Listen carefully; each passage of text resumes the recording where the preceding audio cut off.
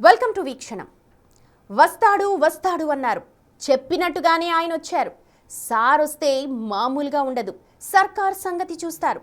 అసెంబ్లీలో అడుగు పెట్టగానే అడిగేస్తారు, కడిగేస్తారు. ఆయన వస్తే ఎలా ఉంటుందో చూస్తారంటూ బీఆర్ఎస్ కార్యకర్తలు సోషల్ మీడియా చేసిన హడావుడి అంతా ఇంతా కాదు. కానీ ఇదంతా 3 నిమిషాల ముచ్చటగానే మిగిలిపోయింది. గులాబీ బాస్ ఆర్భాటమంతా అటెన్షన్ కోసమేనా, జస్ట్ అటెండెన్స్ కోసమే అసెంబ్లీకి వస్తున్నారా?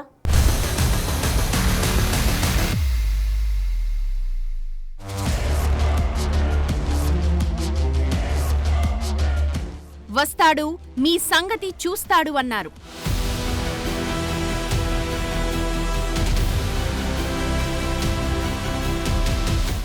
అలా అసెంబ్లీకొచ్చి ఇలా వెళ్లిపోయిన కేసీఆర్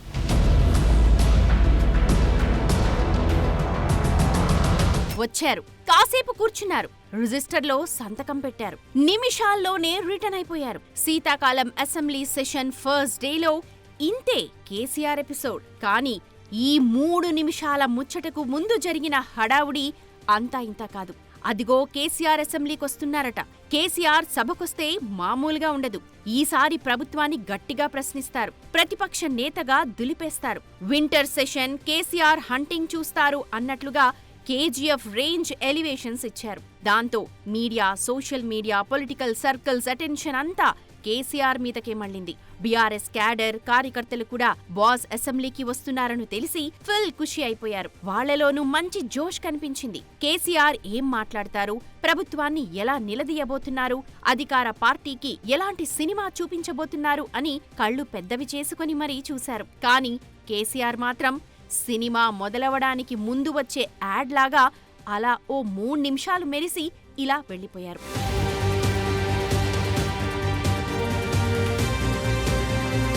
తనకు కావలసినప్పుడల్లా, అవసరమైనప్పుడల్లా అందరి దృష్టిని తన మీదకు తిప్పుకోవడం కేసీఆర్కు కొత్తేమీ కాదు. ఈ విషయంలో ఆయన మరోసారి సక్సెస్ అయ్యారు. ఇందులో డౌట్ అక్కర్లేదు. కానీ కేసీఆర్ అసెంబ్లీకి వస్తున్నారు అన్న న్యూస్ బీఆర్ఎస్ నేతలు, కార్యకర్తల హడావుడికి తగ్గ రేంజ్లో అక్కడ సీన్ కనిపించలేదు.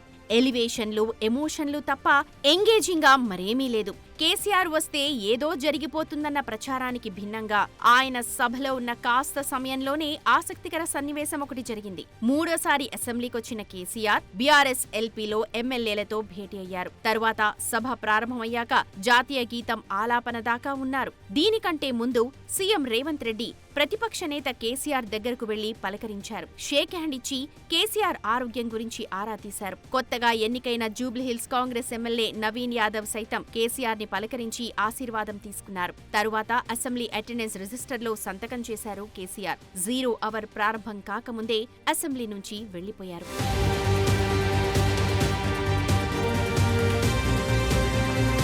మొత్తానికి బాస్ వస్తున్నారు, అసెంబ్లీ దద్దరిల్లిపోతుంది అంటూ బీఆర్ఎస్ ఇచ్చిన బిల్డప్ కి అసెంబ్లీలో కనిపించిన సీన్ కి అస్సలు లింక్ లేదు. గులాబీ దళపతి కేసీఆర్ ఓ మెరుపు తీగలాగా ఇలా వచ్చి అలా వెళ్లిపోయారు.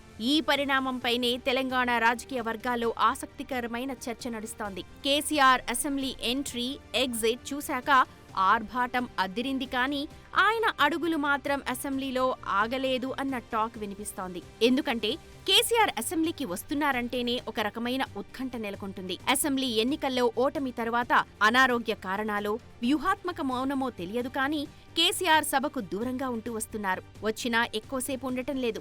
ఈ క్రమంలో పాలమూరు రంగారెడ్డి ఎత్తిపోతల ప్రాజెక్టుపై ప్రెస్ మీట్ పెట్టడం, ఇది జరిగిన కొద్ది రోజులకే అసెంబ్లీ సమావేశాలు రావడంతో బీఆర్ఎస్ క్యాడర్ అంతా సింహమొస్తోంది, లెక్కలు తేలుస్తుంది అంటూ భారీ ఎత్తున ప్రచారం చేసింది. కానీ వాళ్లు ఇచ్చిన ఎలివేషన్లకు, ఇక్కడ కనిపించిన సీన్లకు అస్సలు పొంతన లేకుండా పోయిందన్న విమర్శలు వినిపిస్తున్నాయి.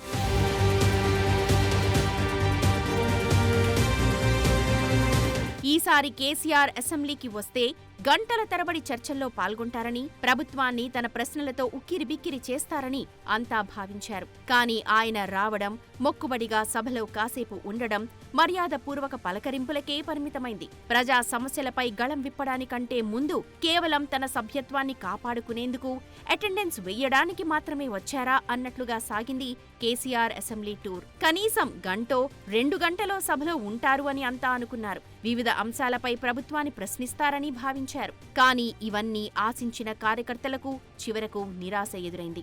సార్ వచ్చారంటేనే అని సోషల్ మీడియాలో బీఆర్ఎస్ ప్రచారం చేసుకున్న స్థాయికి అసెంబ్లీలో కనిపించిన సీన్ కి ఎక్కడా సింక్ కాలేదు.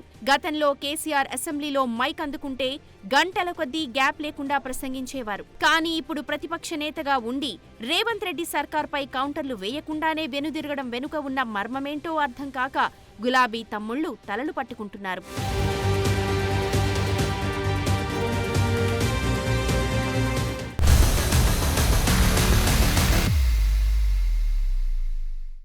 స్టేట్ అటెన్షన్ తన మీద కూడా ఉండాలని కేసీఆర్ కోరుకోవడంలో తప్పులేదు. అప్పుడప్పుడైనా అంతా తన గురించే మాట్లాడుకోవాలి, చర్చించుకోవాలి అనుకోవడంలోనూ ఇబ్బంది లేదు.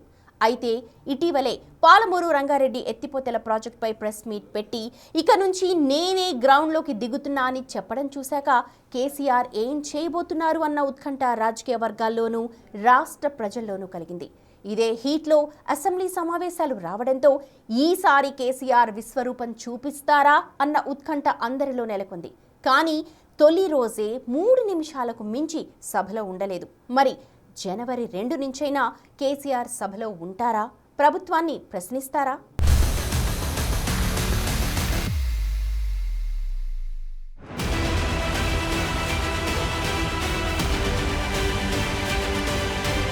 కంపల్సరీ పాలమూరు, రంగారెడ్డి, నల్లగొండ జిల్లాలలో గ్రామాన దానికి పోస్టర్ డిజైన్ అవుతుంది, కరపత్రం డిజైన్ అవుతుంది. ప్రజా ఉద్యమాలు చేస్తాం, పెద్ద బహిరంగ సభలు పెడతాం. నేను స్వయంగా అటెండ్ అవుతున్న బహిరంగ సభలకు. ప్రజాక్షేత్రంలో ఈ ప్రభుత్వం యొక్క నిష్క్రియాపరత్వాన్ని ఎండగడతాం.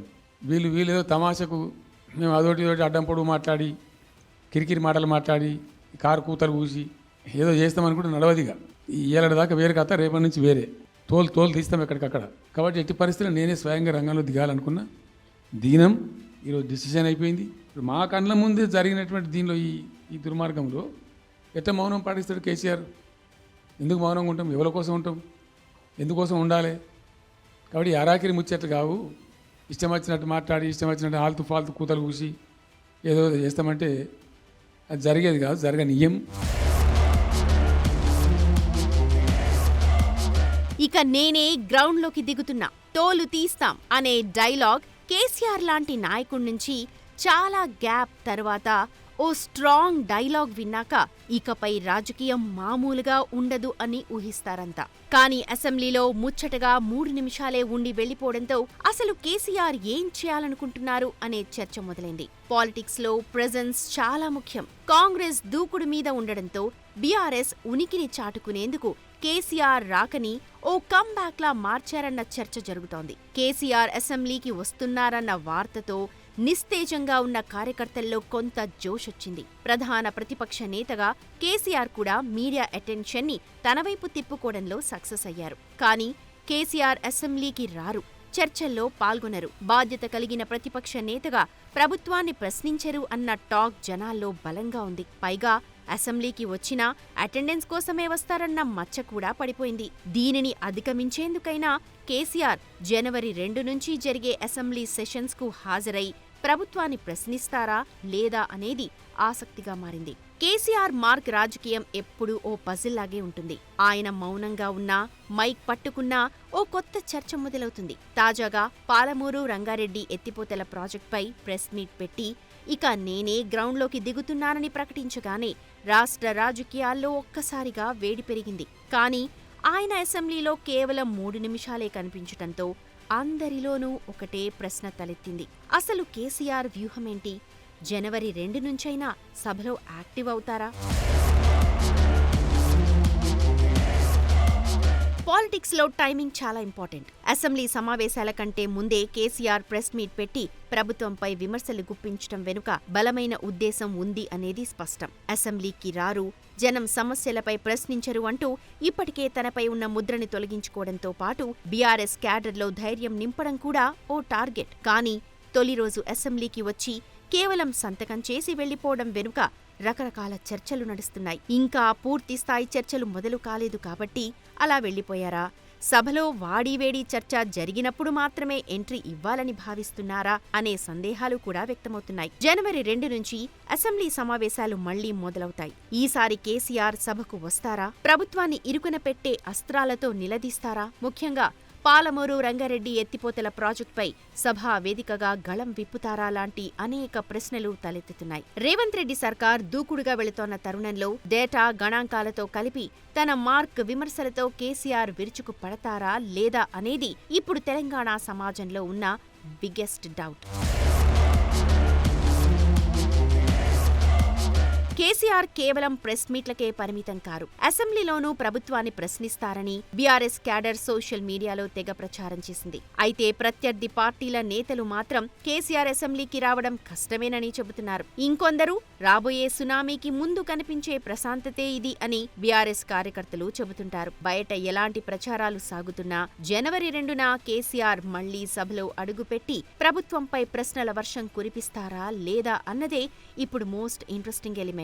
అదే కనుక జరిగితే తెలంగాణ రాజకీయాలు మరోసారి హీట్ ఎక్కడం ఖాయం. ఒకవేళ కేసీఆర్ కనుక మళ్లీ అసెంబ్లీ వైపు చూడకపోతే మాత్రం ప్రతిపక్ష నేతగా ఆయన బాధ్యతపై విమర్శలు వచ్చే అవకాశం ఉంది. మరోసారి అధికార కాంగ్రెస్ పార్టీ నేతలు కేసీఆర్ అసెంబ్లీకే రారు అని విరుచుకుపడ్డం ఖాయం. తెలంగాణ సమాజం కూడా కేసీఆర్ అసెంబ్లీకి రావాలనే కోరుకుంటోంది. నిర్మాణాత్మకమైన ప్రతిపక్షంగా ప్రజల తరపున పోరాటం చేయాలనే కోరుకుంటున్నారు. ప్రతిపక్ష నేతగా కేసీఆర్ నుంచి జనం ఆశించేది అసెంబ్లీలో అటెండెన్స్ మాత్రమే కాదు, పదునైన ప్రశ్నలు కూడా. మరి కేసీఆర్ జనవరి 2 నుంచి జరగబోయే పూర్తిస్థాయి అసెంబ్లీ సమావేశాలకు హాజరై తనపై ఉన్న మచ్చని తొలగించుకుంటారా? ఎప్పటిలాగే ఏదీ పట్టించుకోకుండా ఫామ్ హౌస్కు పరిమితమవుతారా అన్నది ఆసక్తి రేపుతోంది.